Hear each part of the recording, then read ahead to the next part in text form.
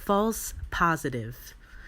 The Office of Foreign Assets Control, or OFAC, is a government agency that has been around since the 50s that you have likely never heard of, or at least think you've never heard of until you pull out movie tropes of no-fly lists and offshore bank accounts being frozen and cash deposits over certain amounts needing far more verification than the usual. Please take my paycheck so I can give my money to the bill collectors and they deem it appropriate to not turn off the lights. Since the Korean War, it was a requirement that all banks in the U.S. needed to run reports for OFAC for any transaction over an amount I'm not allowed to disclose. For any individual or entity they could not immediately verify the identity and whereabouts of. If you've ever wondered why it takes so long to cash a check at a bank you don't have an account with, thank OFAC. Or, more pressingly, actually thank OFAC. The world works wonderfully when people do their job. And before 2001, September specifically, people had stopped doing their job, and routine breeds an autopilot attitude, and who wants to do any extra paperwork they don't have to?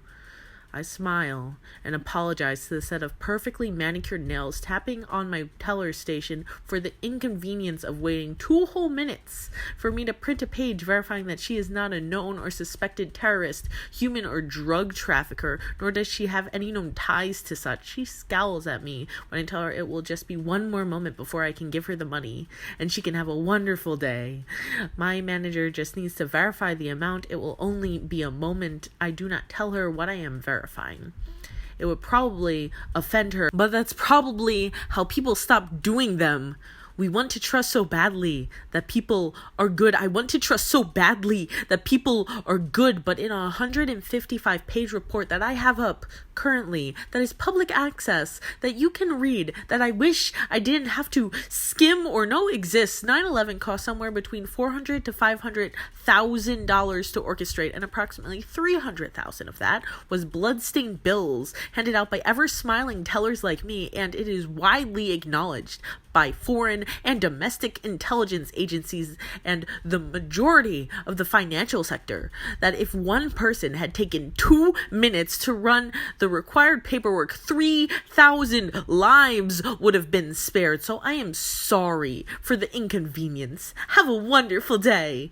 Sir, I know English isn't your first language, and sometimes I wonder, because you're in here every other week, do they ever hassle you at the airport until they realize the man who shares your name was born in the late 60s and you are clearly under 30?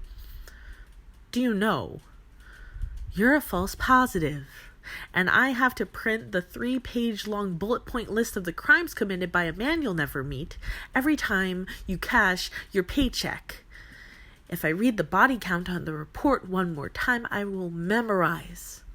You come in here so often, sir, and I always want to apologize for the inconvenient wait. We have several accounts which have 0 minimum balances to maintain, and once you have an account, you'll never have to wait so long again. In your tongue, perfectly, it will be the bedtime story that lulls me to sleep.